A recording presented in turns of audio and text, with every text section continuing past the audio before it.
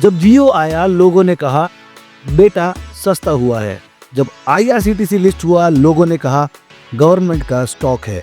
लेकिन जिन्होंने इन पर भरोसा किया उनका पोर्टफोलियो आज कहता है थैंक यू इंडिया।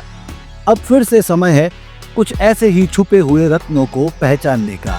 2025 में भारत के वो 5 कौन से सेक्टर्स हैं जो चुपचाप शांत रहकर आपको अमीर बना सकते हैं। चलिए जानते हैं dark horses of Indian economy. एक राष्ट्र जब आत्मनिर्भर होता है तो उसकी सुरक्षा भी घरेलू होती है। भारत अब सिर्फ हथियार नहीं खरीद रहा, भारत अब हथियार बना रहा है।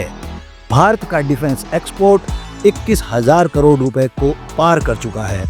DIDO, HAL, Bharat dynamics, BEL जैसी कंपनियां हमारे रक्षा क्षेत्र की रीढ़ बन चुकी है। मेक इन इंडिया और आत्मनिर्भर भारत के तहत 400 से ज्यादा रक्षा उपकरणों के एक्सपोर्ट पर रोक लगा दी गई है। इसका मतलब है कि 400 से ज्यादा रक्षा उपकरणों में हम बन रहे हैं न केवल आत्मनिर्भर बल्कि एक सशक्त एक्सपोर्टर। भारत का टारगेट है 2027 तक 35,000 करोड़ से अधिक का एनुअल डिफेंस एक्सपोर्ट। चलो अब आपको बताता हूं इस क्षेत्र की दांव लगाने लायक कंपनियां। BEL, HAL, solar industries, data patterns और MPAR टेक्नोलॉजीज। तो इसका कंक्लूजन ये है कि जो आज रक्षा क्षेत्र में पैसा लगा रहा है वो कल भारत की सुरक्षा के साथ साथ अपने निवेश की रक्षा भी कर रहा है। अब आगे बढ़ते हैं हमारे दूसरे सेक्टर की ओर। आप EV खरीद तो लेंगे, यानी कि इलेक्ट्रिक व्हीकल खरीद तो लेंगे, पर चार्ज कहां करेंगे? इसका जवाब है EV इंफ्रा, और यही है भारत की अगली दौड़ का इंजन। भारत में EV एडॉप्शन तेजी से बढ़ रहा है। हर आदमी EV की गाड़ी खरीदना चाहता है। गवर्नमेंट का टारगेट है कि हमारे देश में 2030 तक 30% प्राइवेट गाड़ियां हो इलेक्ट्रिक व्हीकल, और चार्जिंग इंफ्रा में 1.5 लाख करोड़ रुपए का अनुमानित निवेश बाहें फैलाए नए अवसरों को गले लगाने को तैयार है। Battery swapping, fast charging, highway stations, एक पूरे इकोसिस्टम का निर्माण आकार ले रहा है। अब आपको बताता हूं इस क्षेत्र की प्रॉमिसिंग कंपनियां।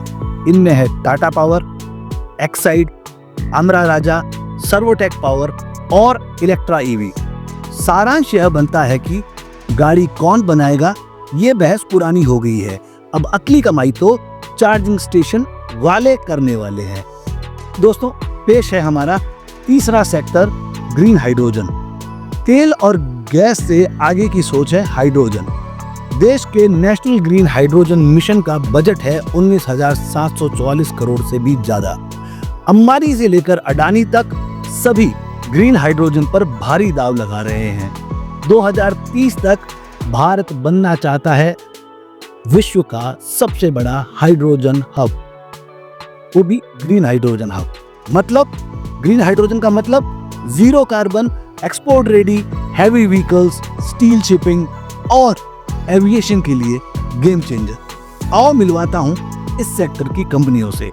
L&T, NTPC green energy, Reliance, Adani new industries और प्राग इंडस्ट्रीज।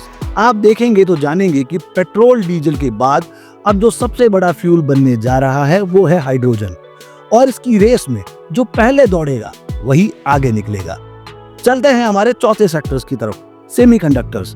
अगर 21वीं सदी में तेल से बढ़कर कुछ है तो वो है चिप।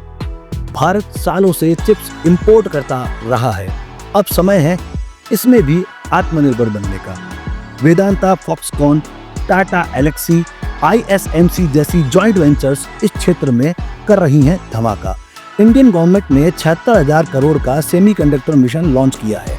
आप जानना चाहोगे इस क्षेत्र की दिग्गज कंपनियों के बारे में, तो वो है Tata Elxsi, Dixon technology, Syrma SGS, Kaynes tech और SPEL सेमीकंडक्टर्स। नतीजा ये है दोस्तों कि smartphone, TV, car, washing machine, ये हर चीज में एक चिप लगी है।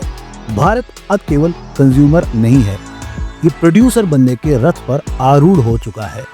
आज का हमारा अंतिम और 5वां सेक्टर है डिजिटल लेंडिंग एंड फिनटेक, जिसने देश दुनिया में सबसे पहले यूपीआई बनाया। वो देश डिजिटल लेंडिंग क्रांति का भी जनक बनने जा रहा है। 50 लाख करोड़ से ज्यादा के यूपीआई ट्रांजैक्शन हर महीने हमारे देश में हो जाते हैं। BNPL यानी buy now pay later, instant loans, UPI credit जैसे नए टूल्स अब सर्वत्र उपलब्ध हैं। Government based account aggregator framework game changer साबित हुआ है। साथ ही साथ RBI रेगुलेशन से ट्रांसपेरेंसी भी बढ़ रही है। इस सेक्टर में जो दिग्गज कंपनियां हैं वो है PB fintech, Paytm, Fino payments, 197, policy बाजार और कैम्स।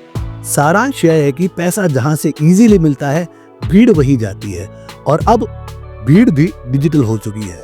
तो लब्बो लुबाब यह है दोस्तों कि इन 5 सेक्टर्स को सिर्फ सरकारी सपोर्ट नहीं है, बल्कि पब्लिक डिमांड, टेक्नोलॉजी और लॉन्ग टर्म विजन सब कुछ मिल रहा है। डिफेंस का मतलब है नेशन फर्स्ट, EV इंफ्रा का मतलब है मोबिलिटी का फ्यूचर, ग्रीन हाइड्रोजन का मतलब है क्लीन एनर्जी रिवॉल्यूशन, सेमीकंडक्टर्स का मतलब है डिजिटल बैकबोन, और डिजिटल लेंडिंग का मतलब है इजी मनी बिग मार्केट्स।